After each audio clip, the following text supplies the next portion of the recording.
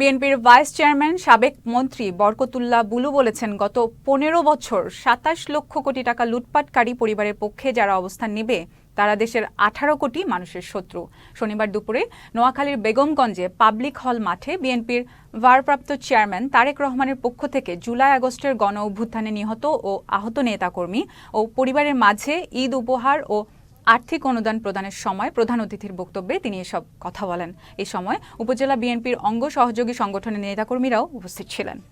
২৭ লক্ষ কোটি টাকা শেখ হাসিনা এবং তার পরিবার বাংলাদেশ থেকে চুরি করেছেন।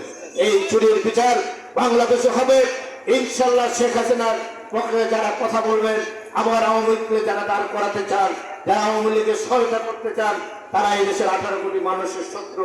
কারণ তারা এই দেশকে লুণ্ঠন করেছে, দেশকে ধ্বংস করেছে, নির্বিচারে মানুষ হত্যা করেছে।